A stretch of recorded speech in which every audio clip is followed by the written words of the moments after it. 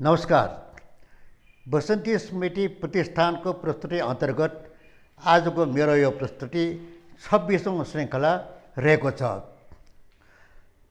अहिले यस ललितपुर नगरीमा श्री मच्छिन्द्रनाथको रथयात्रा अर्थात् लोकेश्वर श्री करुणामयको रथयात्रा हुने भएको छ। उक्त रथमा रहने 4वटा पाङ्ग्रोमा 4 जना भैरवहरू रहने भन्ने कथन पनि रहेको छ। लोकेश्वर करुणामयको रथमा ती भैरवहरूको सम्बन्ध कसरी रहँदायो भन्ने सम्बन्ध पनि यराकरा चर्चा हुने गरेको देखिन्छ।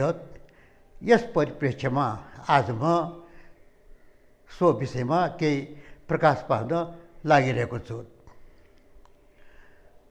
यथार्थतः नेपालमा सहकार ल्याउनको लागि काठमाडौँका तान्त्रिक आचार्य बनुदत्त बजाचार्य, भक्तपुरका राजा नरेनदेव तथा ललितपुरका भरिया ललित ज्यापू, उसको नाउँ रतन चक्र पनि भनिएको छ।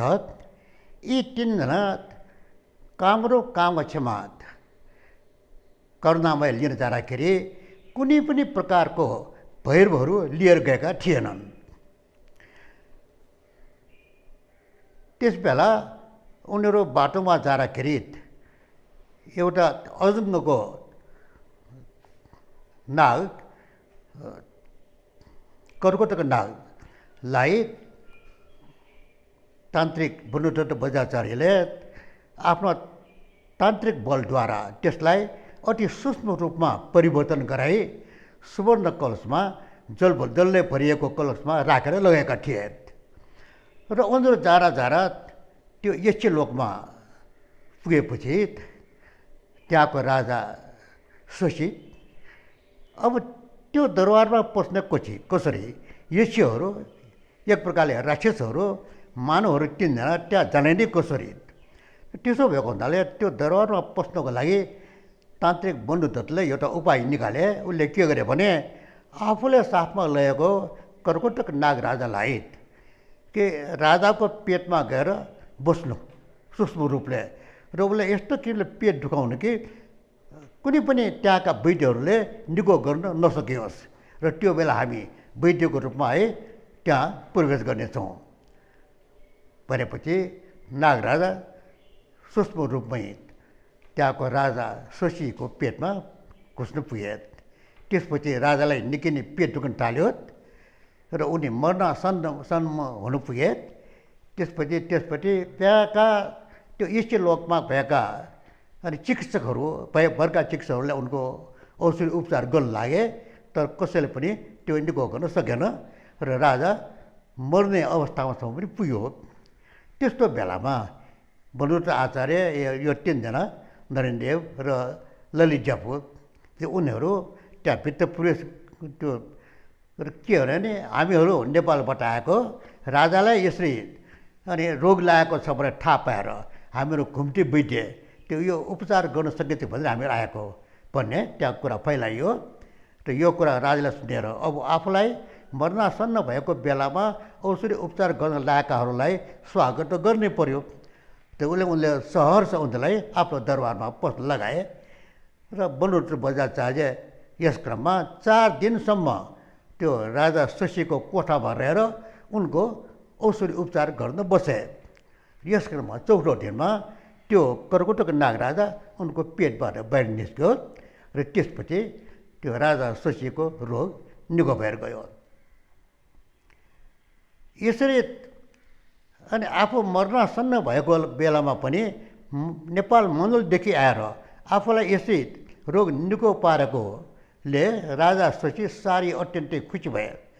त उनले भने कि एक दिन उनलाई के भने के म तिमीदेखि निकै नै प्रसन्न भएँ, तिम्रो माग के चाहन्छ भन, म तिमीले भनेको दिन म पुर्याइदिन्छु भने उसले आफ्नो उद्गार व्यक्त गरे।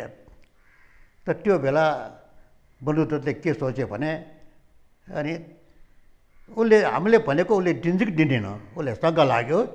त्यो उसले के भने ठिक छ हे राजन, र हामीले भनेको चिज मायाको चिज पाएन भने के गर्ने त्यसो भएको हुनाले सत्य वाचा गर्नुहोस् र त्यसपछि हामी आफ्नो माग राख्नेछौँ भनेपछि राजाले ल सत्य सत्य दिने भइहाल्छ के माग भनेर अनि उसले भने त्यसपछि बन्धुदत्त बजाचार्यले कि उनीहरूको 500वटा छोराहरूमध्ये कान्छो छोरा भई बसेको त्यो छोरा नेपाल लैजान पाउँ भनेर मागे यो कुरा सुनेर राजा अत्यन्तै विस्मित भए चकित भए यो के भनेको यो त्यो बेला उसको श्रीमती पनि त्यहाँ थिए माया उसको नाउँ त उसले के भन्यो भने यो के मागेको तपाईँहरूले यो कान्छो छोरा हाम्रो यहाँ अन्यकाल भएको बेलामा यो छोरो जन्मेपछि सहकाल भएको थियो त्यसो भएकोले यो मेरो अधीनको मात्रै कुरा होइन प्रजाहरूसँग पनि सोध्नुपर्ने यो दिन म असमर्थ छु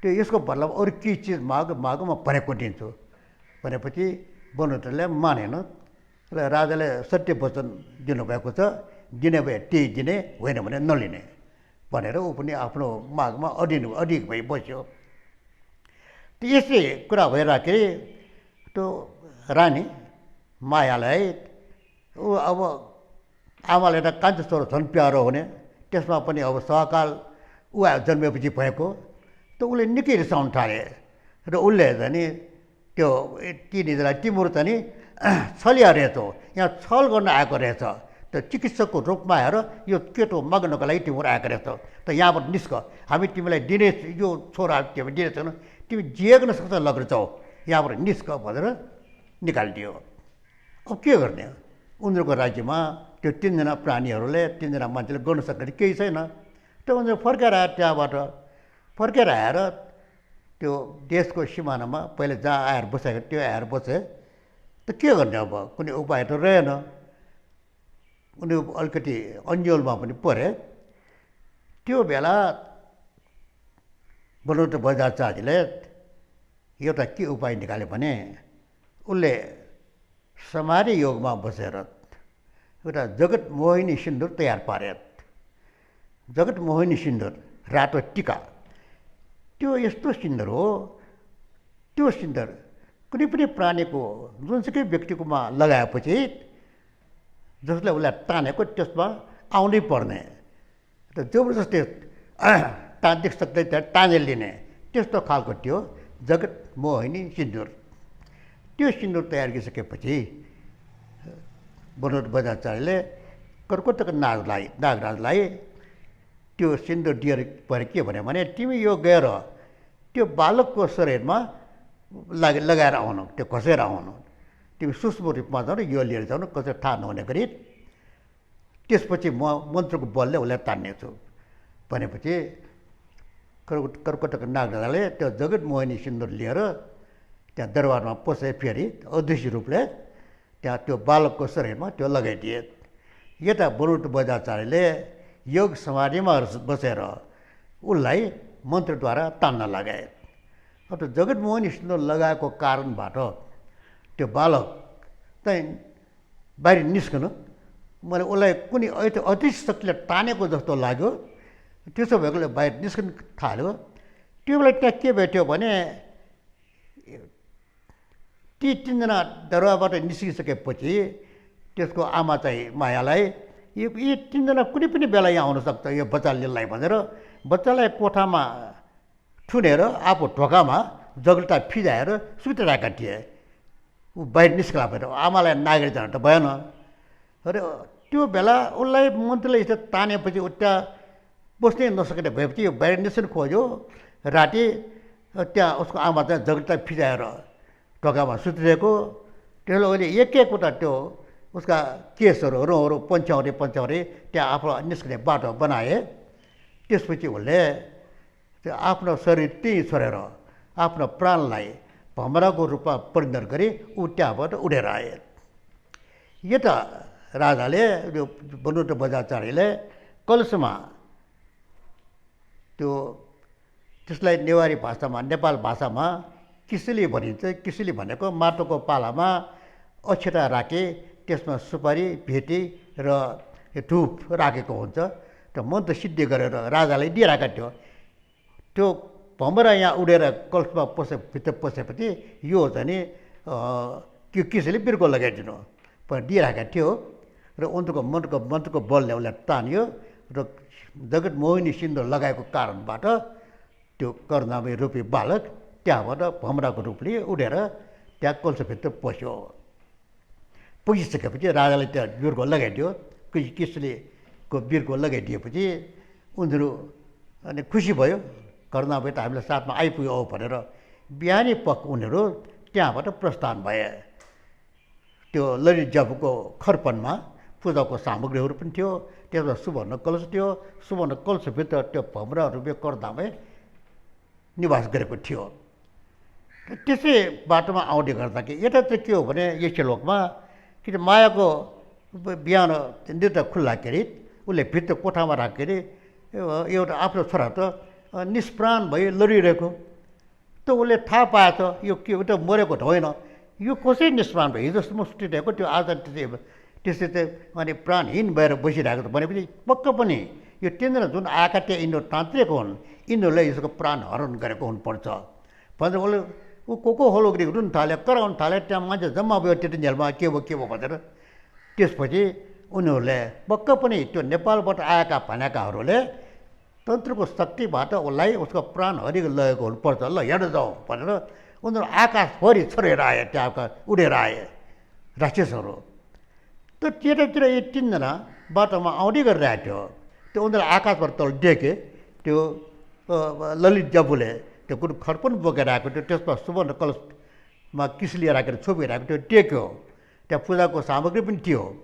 त उनीहरूले के ल त्यही हुनुपर्छ, त्यो जुन जो भरियाले बोकेर लगिरहेछ त्यो बोकेलो कलशभित्र उसको त्यो हाम्रो छोराको प्राण रहेको हुनुपर्छ भनेर त्यो राजा त्यहाँबाट उड्दै आएर त्यहाँ उनीहरूले आक्रमण गर्न थाल्यो। अब आकाशभरि छरिएका ती राक्षसहरू, सडकमा तिनजना मान्छेहरू, त्यो लड्न सक्ने कुरो त आएन। राजा नरेन्द्र देव त उता राजा हो, युद्ध गर्न उसको तयारी हुने भयो, उसले तलवार झिकेर लड्न खोज्यो। त त्यो भरिया ललित जाबु पनि आफ्नो भयपूर्वक शक्ति लगाएर उनीहरूसँग लड्न खोजे। त चाहेको भए बन्धुदत्तले आफ्नो तान्त्रिक शक्तिबाट उनीहरूलाई उनीहरूसँग युद्ध गर्न सक्थ्यो। तर बन्धुदत्तले के लाग्यो भने मैले यस्तै तन्त्र प्रयोग गरी यिनीहरू लड्यो भने यहाँ धेरैजना हठात हुनेछ, धेरैजना मर्नेछन्, कसैको ज्यान किन लिने राहकमा भनेर त्यो तान्त्रिक बल उसले प्रयोग गरेन। त त्यो यक्षराजले त्यो कलश टिपेर भागेपछि उसको अनुसरण गरेर उसका अनुयायी पनि पछि फर्क्यो र यो तिनजना हेराहेरी भयो के गर्ने हो। त गइसकेपछि अब त त्यो बच्चालाई ल्याउने कुनै उपाय नै रहेन, एउटै उपाय रह्यो युद्ध गर्ने। त त्यो बेला राजा नरेन्द्रदेवले के भन्यो भने बन्धुदत्तलाई, ये गुरुवर म त राजा युद्ध गर्न चाहन्छु, म नेपालबाट चतुरङ्गी सेना ल्याएर यिनीहरूसँग युद्ध गर्छु म भन्दाखेरि बन्धुदत्तले के भन्यो भने एक त त्यहाँदेखि सेना ल्याएर युद्ध गर्दाखेरि धेरैजना हाम्रो पछि पनि हठात हुनेछ, दोस्रो नेपालदेखि ल्याएका चतुरङ्गी सेनाले थाकेर युद्ध पनि गर्न सक्दैन। त यो अलि असम्भव जस्तो लाग्यो, सम्भव भए पनि हामी जित्ला जस्तो छैन। त नडराउँ, म यसको लागि त अर्कै उपाय गर्छु भनेर उसले फेरि समारी योगमा बसेर शमशान योग गर्न थाले। उसले आफ्नो तन्त्रको बलले त्यो बज्राचार्य अष्टसिद्धि प्राप्त थिए, अष्टसिद्धि लाभी थिए, त्यो तान्त्रिक शक्ति भएको उसले 4 जना भैरवहरूलाई आह्वान गरे। त उसको बलले तानेपछि 4 जना भैरवहरू त्यहाँ प्रकट भए। भैरवको अर्थ, भैरव भनेको संस्कृत शब्द हो यो, यसको के भने अति भयङ्कर रूपलाई भैरव भनिन्छ। ती भयङ्कर रूपधारी 4 जना त्यहाँ चाहिँ निस्के, प्रकट भए।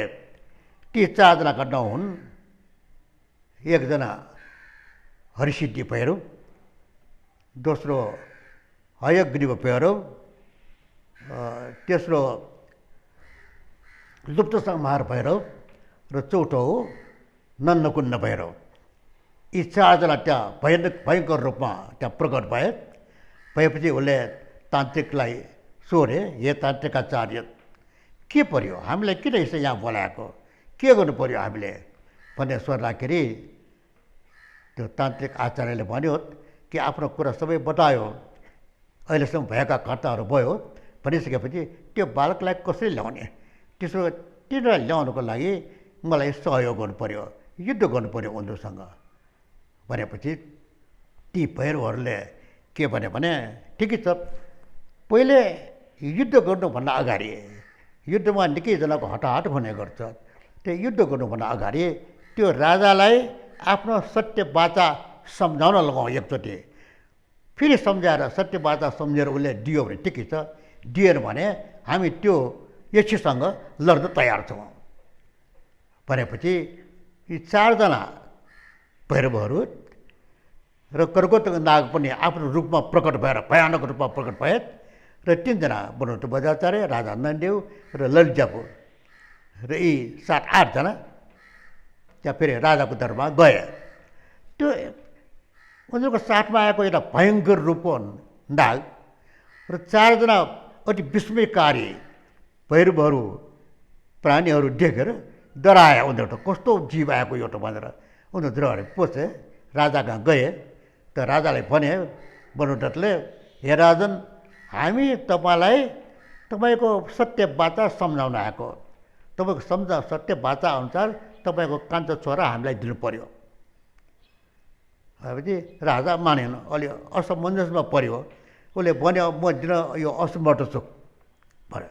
नमानेपछि ती भैरवहरूले के भने राजालाई उनले भयङ्कर शब्द निकालेर भने, हे राजन, तिमीहरू राक्षसमा उनीहरूलाई सत्यको वचनको कुनै अर्थ नै रहँदैन, त्यसैले तिमीहरूले चाहिँ नि यो राक्षसी स्वभाव देखाएर आफ्नो सत्य वचनलाई पनि उल्लङ्घन गरेर अनि जिद्दी गरेर बस्यो, ठिक छ, हामी अब तिमीसँग युद्ध गर्छौँ, ल युद्धको लागि तयार गर्नु, म तिम्रो यो यस लोकलाई नि म तस पारिदिन्छु हामीहरू भनेर तर्साइदिएछ उनीहरू। त्यो तर्सेपछि उसले भनेपछि डरायो पनि उनीहरू, अब के गर्ने। त्यो बेला यो युद्ध भएपछि अनर्थ हुने देखेर त्यो लोकेश्वर रूपी त्यो बालक स्वयं त्यहाँ आए, प्रकट भए भन्नु पऱ्यो। त्यहाँ आएर उसले राजाले भने, हे राजन, हे बुबा, उसको मुख बुबा भयो, म जहाँ गए पनि मेरो काम त जगतको कल्याण गर्नु नै हो। नेपालमा मलाई अहिले मेरो उपस्थिति त्यहाँ जरुरत भएको छ, त म त्यहाँ गएर पनि यहाँ त म परेको बेला हेरिहाल्छु नि त, यो युद्ध गर्ने कुरा नगर्नु, छोड्नुहोस्, यसले गर्दाखेरि हाम्रो देश तस नस बिग्रिन्छ, एक जनता मरिन्छ, मलाई पठाइदिनुहोस् भनेर त्यो बालकले नम्र स्वरले विनीत भावले भनेपछि उसको बोलीको प्रभावले गर्दाखेरि त्यहाँ भएकाहरूले बोल्नै सकेन। उनीहरू यन्त्र मानव चाहिँ हुन्छ हो त नि भने जस्तो भयो र त्यसपछि त्यो बालकलाई उनीहरूले दिइपठायो। त्यो बेला त्यो बालकलाई खटमा राखेर ती 4 जना भैरवहरूले बोकेर ल्याएका थिए। त्यहाँदेखि बोकेर ल्याउँदै उनीहरू यो कोडवालमा पुगेपछि उनीहरू थाके, एकछिन विश्राम गर्न बसे। त्यहाँ त्यो बसेपछि त्यो भैरवहरूले पनि अब त हामी सहरतिर आइपुग्यौँ, यहाँ मान्छेको आवत जावत हुने गर्दछ, त्यो यो रूपमा हामी अब बस्नु भएन भनेर उनीहरू कुकुरको रूप लिएर बसे। रातको सन्नाटा थियो, अन्धकार थियो। त्यो बेला ती यक्षगणहरू फेरि त्यहाँ आफ्ना भयभरको प्रजाहरू ल्याएर आकाशभरि तन्न भएर आएर त्यो हमला गर्ने फेरि आइपुग्यो त्यहाँ। तर के भने ती यक्षहरू, ती भैरवहरू त्यहाँ कुकुरको रूपमा त्यो जुन खटमा त्यो बालक थियो कर्णमय रूपी त्यहाँ कुरेर बसेको हुनाले उनीहरू देखेर ती यक्षहरूले आक्रमण गर्न सकेन, हिम्मत गरेन। तर पनि उनीहरू मौकाको ताकमा हेरेर बस्यो, जब यी कुकुर उनीहरू आउँछन् हामीलाई हरण गर्न लैजाएर भनेर। त कुकुरको जाति खिटिक आवाज पनि बिजिहाल्छ, त्यो सकेन। त्यही हुँदाखेरि बनौटे बजाचार्यले चाल पाएछ कि यहाँ कुनै शक्ति, अदृश्य शक्ति यहाँ घुमिरहेको छ भन्ने कुरा थाहा पाएपछि उसले आफ्नो तान्त्रिक शक्तिले आफ्नो दिव्य ज्योतिले पहिला हेर्दाखेरि त्यहाँ उसले ती यक्षहरू त्यहाँ देखे, असङ्ख्य मात्रामा उता घुमिरहेको देखेपछि उसले त्यो भैरवहरूलाई भने कि यहाँ यिनीहरू कुनै पनि बेला यहाँ कुनै अशोभनीय घटना हुनसक्छ, र चढाएको भएर बस्नु, हामी अर्कै उपाय निकाल्छौँ अब, त यो बालकलाई नछोड्नु भनेर ती कुकुर रूपी भैरवलाई त्यही छोडेर यी तिनैजना, त्यो रतनचक्र बरिया, राजा नन्देव र तान्त्रिक आचार्य त्यहाँबाट अलि पर गएर एउटा गुफामा बसेर त्यो कर्कट नागरालाई पालुवा राखेर उसले कर्कट नागर र त्यो ललिजाबुलाई पालुवा भित्र पसेर उसले अनि फेरि योगाम्बरको साधना गरे, ध्यान गरे र तान्त्रिक विधि वज्रयानी विधि अनुसार उसले पाठ पूजा गरे। त उसको समारी बलले गर्दाखेरि त्यहाँ त्यो बालक रूपी जुन करुणामय थियो त्यो भमराको रूप भएर आएर उडेर आए। तान्त्रिक आचार्यले त्यहाँ थापेको कलशभित्र पसे र त्यसमा किस्ली बिर्को लगाइदिए। त यो कुरा ती त्यहाँ आइरहेका यक्षकहरूलाई थाहै भएन र त्यसपछि राजा पर्या र राजा आचार्य तिनैजना त्यो भमरा रूपी कलश भएको ललितजापालाई बोक्न लगाएर त्यहाँबाट प्रस्थान भए र साथमा ती चारजना भैरव पनि पुछपुछ लागेर आए कुकुरको रूपमा आए यसरी आए। यस प्रकार सहरभित्र पसेपछि ती यक्षगणहरू पनि आफ्नो त्यो बच्चा बालकलाई हरण गर्न नसकेर निराशै फर्केर गए।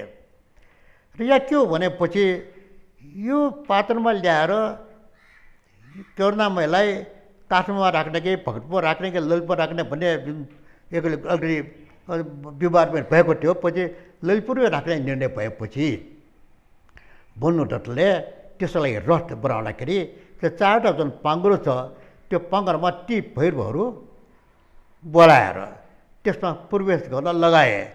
यहाँ के कुरा किन गराएको छ यो कुरा? पाङ्ग्रोमा भैरवहरू चारजना चारवटा राख्नुपर्ने कारण के हो त? यो के हो भने कि यसै लोकबाट करुणामय ल्याउँदाखेरि ती भैरवहरूले बोकेर ल्याएको खट मारेका भएको हुनाले यो कुरा जनतालाई थाहा दिनको लागि चारवटा पाङ्ग्रामा चारजना भैरव त्यसपछि त्यो खट बने, खटमा करुणामय विराजमान भएको छ नि त, होइन? यसरी भैरवहरूले यो करुणामयलाई बोकेर ल्याएको भन्ने सन्देश दिनको लागि यो चारवटा भैरवहरू त्यो चारवटा पाङ्ग्रोमा प्रतीकात्मक रूपमा देखाएको मात्रै हो। साथै सधैँभरि जात्राभरि त्यो पाङ्ग्रोमा भैरव बसिरहने चाहिँ होइन।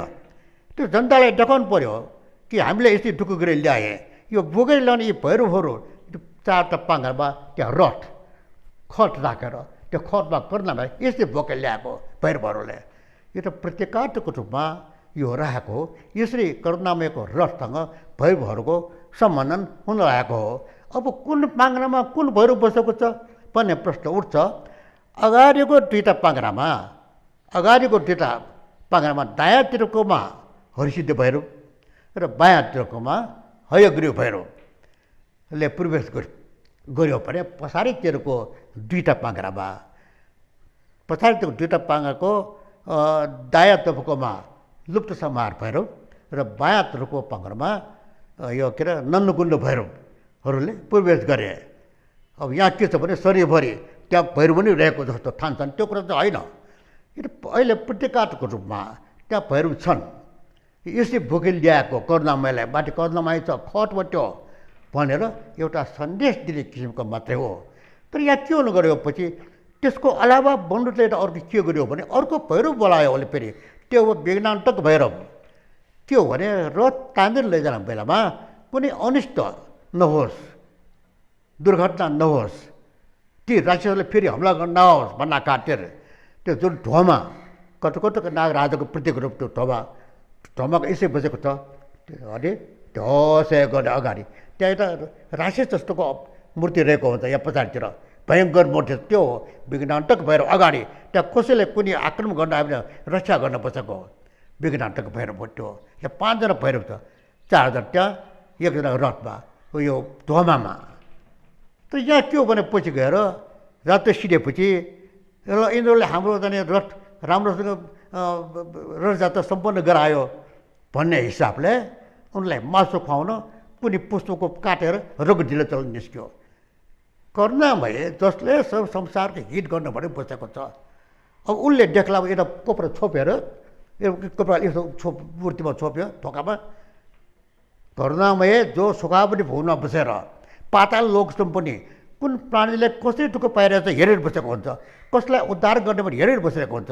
त्यसलाई त्यहीँको त्यही एउटा कपडाले छोपेर त्यो गला घटेको देख्दैन होला। यो जस्तो अनि एउटा जगत संसारको हित गर्न आएको व्यक्तिको अगाडि नआउने करुणामय करुणाको खानेको अगाडि कुनै प्राणीको गला रेटेर मार्नु भनेको, चारवटा भैरवहरूलाई दिनु भनेको यो चाहिँ नितान्त विकृति हो। यो विकृति कहाँबाट कसरी आयो अहिले पनि चलिआएको छ। यो गर्दैन बौद्धहरू नै हुन् फेरि पुजारी। बौद्धहरू जो अहिंसाको प्रतीक मानेका भगवान्का अनुयायीहरू यस्तो प्रकृतिले पछि यो संस्कारको रूपमा हाम्रो जुन चलिआएको छ त्यो चाहिँ निरन्तर अनि नराम्रो कुरा हो। यो कहिले हटेको कुरा होइन। त्यो जे भए पनि यो जुन चारवटा भैरव त्यो रथमा पाङ्ग्रामा बजाएको यसको कारण यो हो। त्यहाँबाट रथमा भैरवहरूको सम्पर्क हुन आएको हो।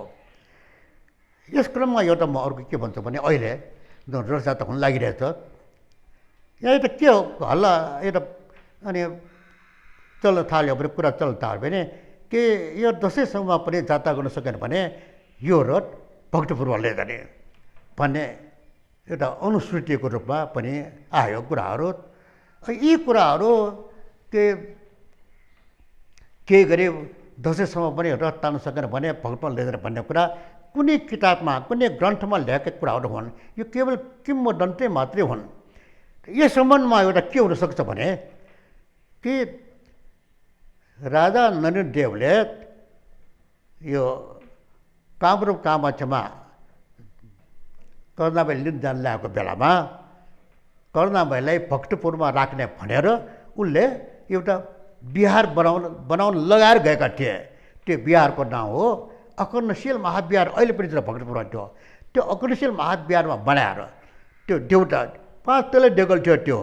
त्यो 5 तले देगल न्याटपोल देगल भन्छ नेवारीमा। अहिले जुन न्याटपोल देगल भयो त्यो अर्कै हो, त्यो होइन। अकर्णशील बिहार भक्तपुरमा त्यो करुणामय त्यहाँ राख्ने भन्ने इच्छा थियो। करुणामय ल्याउँदाखेरि त्यो बिहार बनिसकेको थियो। त यहाँ के भएर करुणामय ललितपुरमा बस्ने भएपछि उसलाई साह्रै चित्त दुख्यो। र त्यसपछि अब करुणामय पाटनमा बस्ने ललितपुरमा बस्ने भएपछि उसले बनाएको बिहार त खेर जाने भयो। त्यो बिहारमा उसले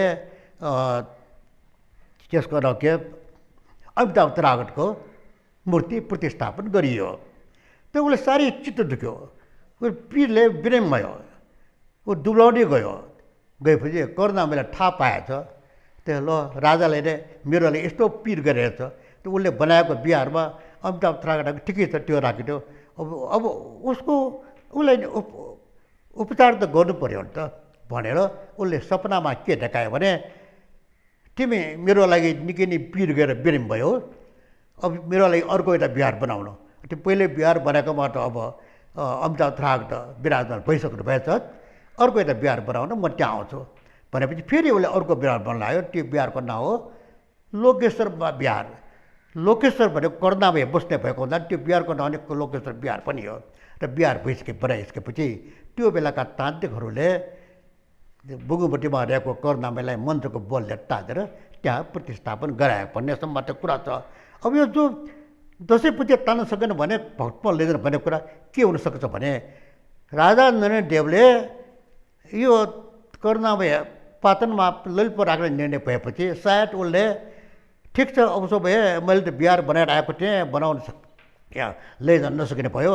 त्यसो भएको हुनाले के गरे यो रथ दसैँसम्म पनि तान्न सकेन भने म भक्तपुर लैजान पाऊँ भनेर उसले बनोटसँग निवेदन गरेको हुनसक्छ।